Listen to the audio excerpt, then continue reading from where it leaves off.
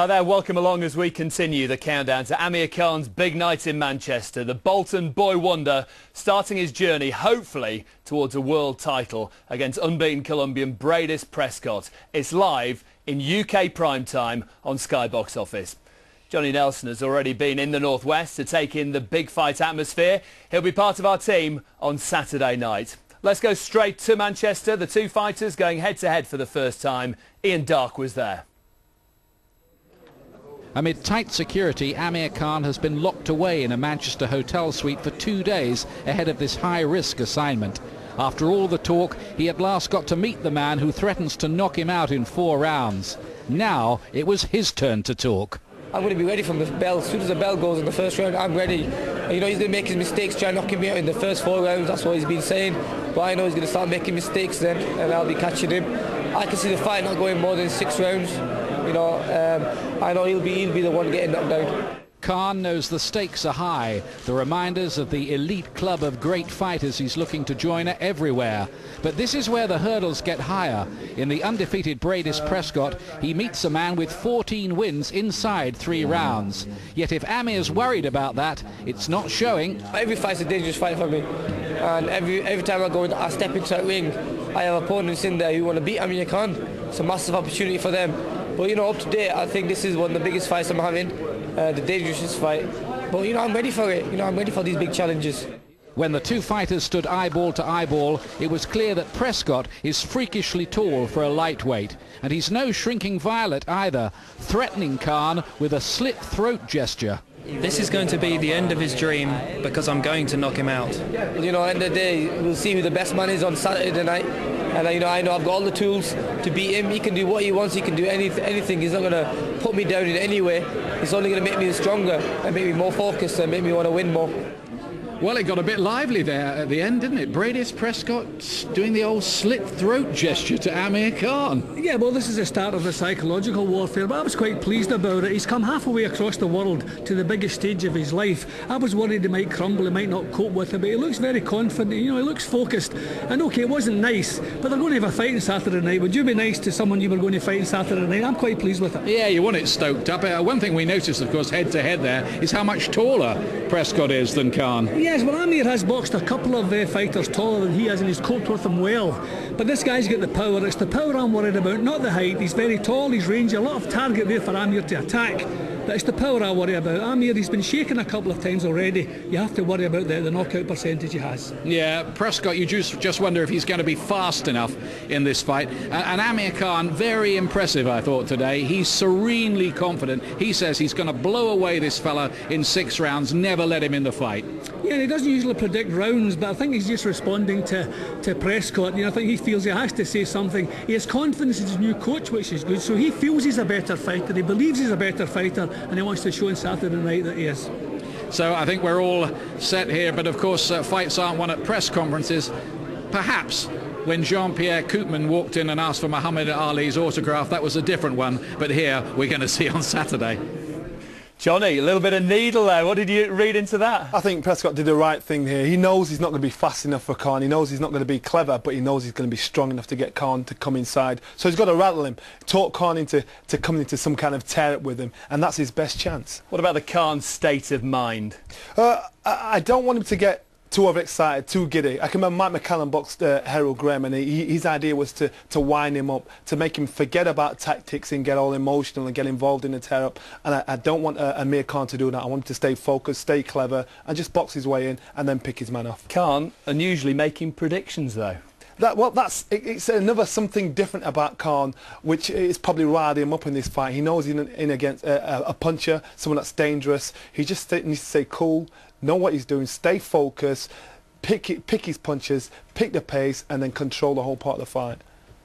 Well, it all happens in UK prime time. Amir Khan against tough Colombian Breidis Prescott is a special event on Sky Box Office. Also on the bill, a fascinating world title clash between Scotland's Alex Arthur and England's Nicky Cook, plus the return of enigmatic heavyweight Audley Harrison. We start 9 o'clock on Saturday night. For more information, go to channel 743 or call 08442 410 888. Well, you can't become a great champion without the support of your nearest and dearest. Amir Khan has built an 18-fight unbeaten record with help from his family and a crack team of experts. Adam Smith has been to meet them. Behind every successful athlete, there's a team. Meet the close-knit, professional AK team. The trainer, charismatic Cuban Jorge Rubio. The strength and conditioning coach, experienced Phil Richards. I schedule in the boxing sessions, the weight training sessions, the endurance, also the massage and the regeneration, and then obviously overseeing the nutrition program and the strength and conditioning program. The business manager, Asif Thali. My job is to look after him, organise all the press conferences, everything he requires within the build-up to a fight. The crucial promoter, Frank Warren. Almost all of the Khan family are involved. Amir's sister Tabinda prepares his food. It has to be plain and bland as possible. It's like fish, bland fish, chicken, meat, stuff like that. His boxing brother Haroon is constantly at his side, while his uncle Tahir quietly runs much of the operation. Specifically what I tend to do is really look after, make sure the trainers are there, what's going on, so he's not worried about what's going to be happening next or if he's missing out on anything. Dad Shah's never missed one of Amir's fights, amateur or pro. He oversees the whole setup.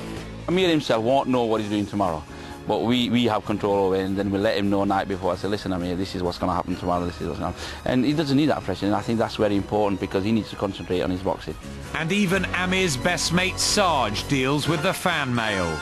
They're all based in a state-of-the-art gym and office complex in Bolton and are vital to the success of their special talent. Family, management, they keep my feet on the ground. You need a good team, and if you've got a good team, you feel better as well. What a team. Well, back to Manchester. Ian Darke is with the key member of the Khan camp. Well, the only man you didn't hear about in that piece about the Khan A-team is with me here. He might be the most important man, promoter Frank Warren. Frank, you've put Amir Khan in here with a guy who's knocked out 14 men inside 3 rounds. Why? I think it's the type of opponent he needs to be in now. I think he needs to get it in his head. He needs that bit of danger, and the danger's brought the best out of him in fights. A couple of times he's been clipped and he's gone over. He's got back up and not only took the fight to them, won the round each time. And I'm hoping this time that he doesn't get knocked down, but his focus is on. He's got in there with a guy who's a danger man, who's got bombs in both hands, and it makes him think and makes him concentrate on his boxing and his defence. It's a risky business, though. Does it make you personally a bit of a nervous wreck with all the money invested? Well, it does, but that's boxing, and the fans want it, and that's what makes great fights, and that's what makes great fighters. To rise to the challenge. And there's one thing about Amir, nobody can doubt his heart and his fighting heart. And just quickly, the timetable with Amir Khan is not to rush him too much towards a world title, right? Well, no, to pick the right moment. I mean, I don't think he's far off, but it's not right. Now's not the time. He needs more experience, and he needs to go into these fights where there's a real fear factor. Thanks a lot, Frank. Just have a little patience. That's the word with Amir Khan. How important, Johnny, is it to have people you trust around you? Close-knit bunch, that. I'd put Amir down as a modern-day fighter. He's got a conditioner, a manager. So people that deal with all the stuff that he shouldn't even be focusing on, so he can just concentrate on his fight. And that's what keeps the wheels turning. That's what makes all the business. And so he's got a good setup behind him. We've seen it done in the past with a lot of other fighters, just so they can concentrate on the job in hand. He's even got a conditioner. Now, back in the day, you just didn't see that with many fighters. They just didn't do that. That means he's focusing on every little aspect of his fight. It seems to be